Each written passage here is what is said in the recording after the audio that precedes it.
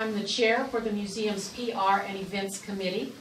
I'm happy to welcome you here this morning for our news conference. We have several items to tell you about, but before we get to those, I want to acknowledge our special guest this morning. In our audience, we have John Engstrom. John, if you want to raise your hand, from the LST, one of our sisters in the museum area. Neil Johnson is here, president of the Evansville Military Club. Dr. Mark Browning and his wife Jennifer are here today, longtime supporters of our museum. Scott Fenneman from Quick Copy, who did a lot of work this past week to help us get ready for this news conference. Jeff Justice is here from Hayford Design, and Rita Jost from Alpha Graphics. Thank you for coming. Now to the news of the day.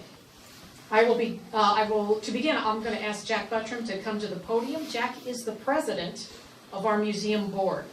He's also one of the busiest retired executives you'll meet, and someone whose involvement in civic organizations spans nearly 5 decades. Jack?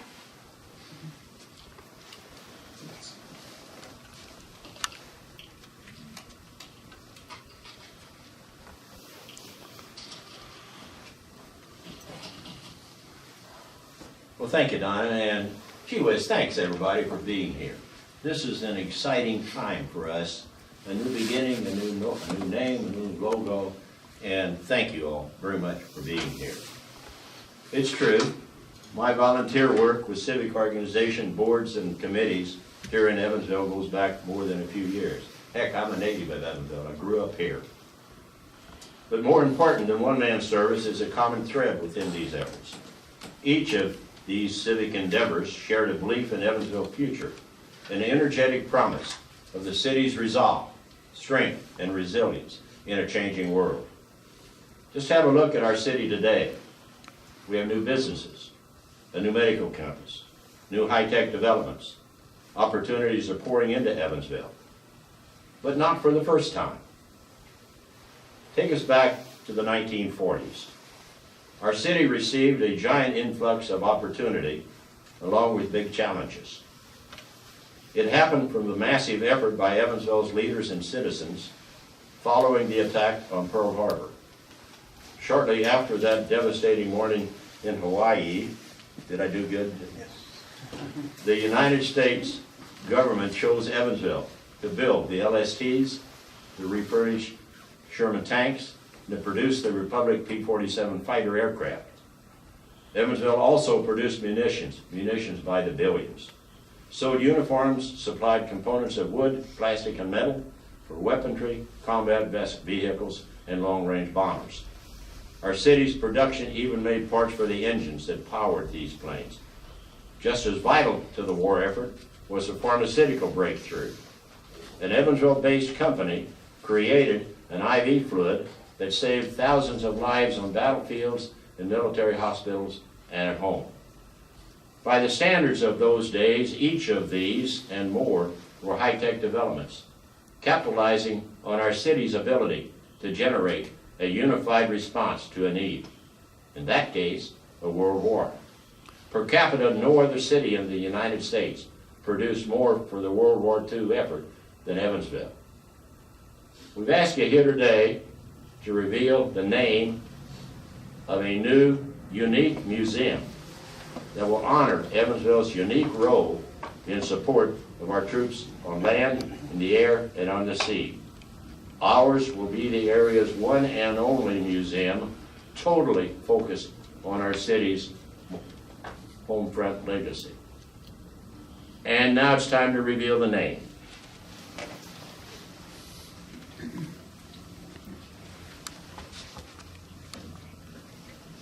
It is the Evansville Wartime Museum.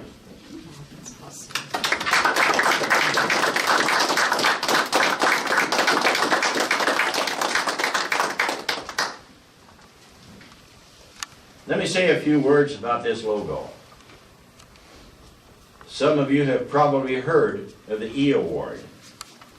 These awards were hard earned by factories and their employees for outstanding performance. I got one on here in the war production during World War II. An E Award presentation was a big deal. with national, state, and local politicians, business leaders, prominent citizens, and the media in attendance when they were awarded. They were presented the factory managers with an E-Award flag to fly on the premises. Then every employee received an E-Award lapel pin. I've shared all of this so that you could say that those little pins representing an immense achievement were an influence in the design of our logo. It shows in the red, white, and blue ribbon, in the words that read, "For production, Evansville, Indiana." You see 15 Evansville factories received these awards. One more feature of the logo is the centerpiece, where we honor several known examples of our city's wartime effort. I mentioned earlier the P-47, the 45 caliber ammunition, the LSTs, and the Sherman tank. John, if you look close, there's an LST up there. I see that. So it's my pleasure now to introduce the Evansville Wartime Museum's Board of Directors. You've already met Donna Bone, but a few words about Donna, and I gotta be careful because she doesn't want me to say much. To our board, she brings 41 years of experience with Bristol Myers. The last 18 as a sales trainer and project manager. She's not only chair of the PR Events Committee and organized this event, she's also our secretary and has organized another presentation that she'll tell you about in a little bit. It's also my pleasure to introduce the other board members. Our Vice President, Dick Kuhn, who is our facilities chair and brings his experience as a professional architect to our needs for layout and facility planning. Our other Vice President is Mr. Alan Sanderson, who most of you know brings real life experience of World War II. Back in those days, he was Major Alan Sanderson, a pilot of P-47 Thunderbolt airplanes. Our treasurer, Jan Howell. Other members include Mike Beavers, Jeff Dyke. I don't see Richard. Richard had an operation, or close to it. And Steve Whitty. So what can our community and visitors expect from our museum? Don is going to discuss that, and then Richard Kuhn, who has a very busy year ahead of him as he gets his facility ready, will speak to you later.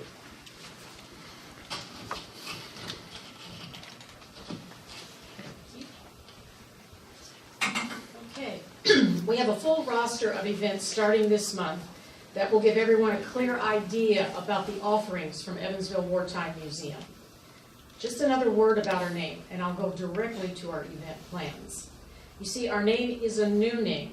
During 2016, we developed a more focused view of ways to interpret Evansville's wartime contributions. We also envisioned ways to recognize the roles of our citizens, of the fathers, mothers, brothers, and sisters who served in Korea, Vietnam, Desert Storm, and our nation's war on terror. Exactly what form this recognition takes is in the works. We believed our new vision required a new name, so we decided to retire the name Freedom Heritage Museum.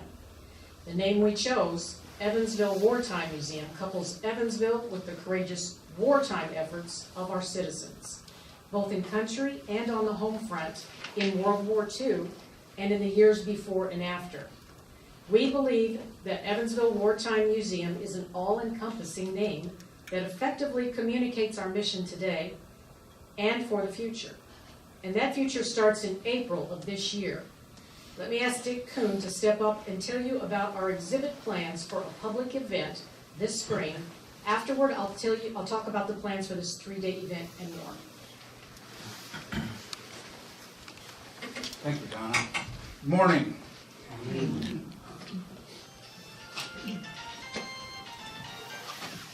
One thing I didn't practice is how to get this thing on. Just a little bit. I'm an architectural designer by profession, and along with an exhibit designer, our curator, historians, and our board of directors, and a great group of dedicated volunteers, we're turning this aircraft hangar and flight operations facility into a first-class museum. We have over 1,000 square feet of exhibit space, 14,000 square feet of hangar, 2,000 square feet of shop and warehouse, and a second floor office and work area of 2,100 square feet. Overall, we've got 22,000 square feet in this facility. This is a dream project in crafting such a flexible venue into an exhibit space for public viewing. My portion of the program today is to share our initial vision and plans for the Evansville Wartime Museum. As Jack mentioned, we're unique in presenting not just the experiences of our area's service personnel overseas, but focusing on the experiences of those serving in the home front struggle. People today generally don't realize how unique Evansville was in the magnitude of our contribution to the war effort. And it can truly be said, while World War II changed Evansville, Evansville changed the world. We produced ships, airplanes, tanks, and from over 300 local companies, we stocked the arsenals with war materials of all kinds. The former automobile plant produced billions of .45 caliber bullets. We produced 94% of all of the .45 caliber ammunition used in the war. And of course, we produced thousands of P-47 fighters and landing ship tanks. So our task as a museum is to showcase these products and Evansville's people, but also the revolutionary new manufacturing techniques developed right here in Evansville, Indiana. Being a history museum, we're obviously on the lookout for additions to our collection. Items individuals have in closets and businesses have in their warehouses. This is one of our first tasks in opening the museum, asking for the support of the community in sharing their treasures. Fortunately, we've received many significant items from some very generous donors. Now, let me briefly cover the design of the facility. After greeting visitors at our front desk, they'll move into the home front gallery in this area. This area establishes in the visitors' minds the place, the time, the look, the emotion of our city just before Pearl Harbor. Getting accustomed to the civilian changes brought on by war shortages and a 5-fold increase in the worker population in Evansville, and the rapid move to full-scale war production. We'll portray Evansville in 1942 with artifacts of the area, informational placards, photos, videos, and soundtracks. From here, visitors move into our main hall with the exhibit that we're calling Evansville, the City That Went to War. I want to leave most of our exhibit plans as surprises for the opening, but let me share a few. I mentioned billions of bullets, which is an absolutely interesting exhibit and story. Evansville industry invented a number of cutting-edge munition advances which helped shorten the war. R&R in Evansville, Rest and Recreation, is an incredible story about the hospitality our citizens extended to troops in town on weekend passes. And believe it or not, the incredible diversity of nightlife. Many notable people fondly remembered their few hours here. Former Senator Bob Dole recalls sleeping overnight at the Trinity United Methodist Church. Our exhibits will showcase World War II vehicles in the air, on the ground, and on the water, some very rare and unique. We've received literally thousands of photos cataloging Evansville during the war, which will greatly assist in explaining the equipment and tools we will display. Well, I hope I've tempted you with a small slice of what we plan on exhibiting to the public. This is a growing collection and will change seasonally to reflect different aspects of Evansville's wartime experience. This museum operates with a highly motivated volunteer board of directors, but we're actively looking for volunteers with a variety of talents to help us build this project. We anticipate growing our collection with the help of local donors, and will shortly be announcing a process for evaluating memorabilia for inclusion into our collection area. Thank you, and Donna, I believe I'm turning it back to you.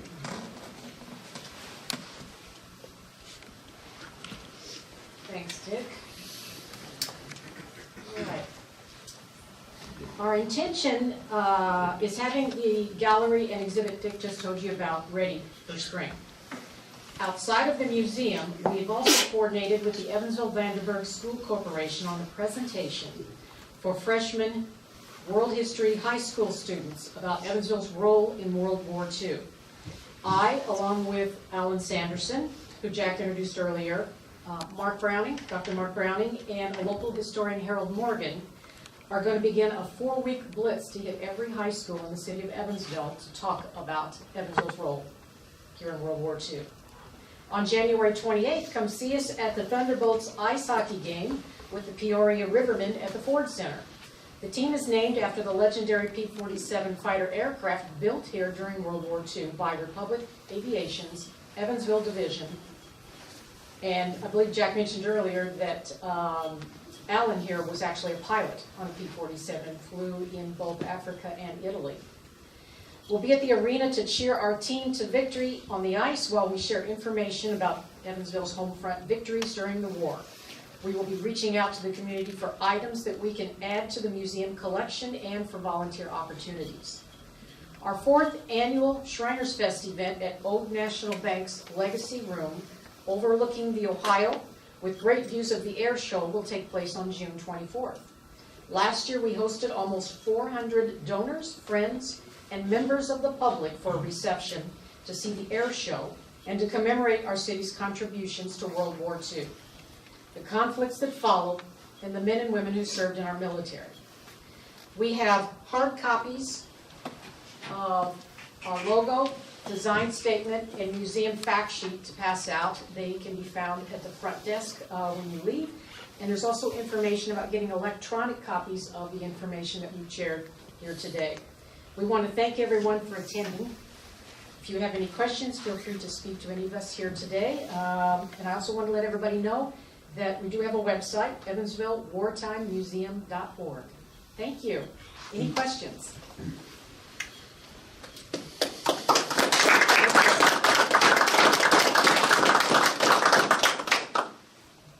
There's coffee and cookies over here, and you're certainly welcome to any of them. And don't be in a hurry to leave. We're glad to talk to you. Thank you. Thank you.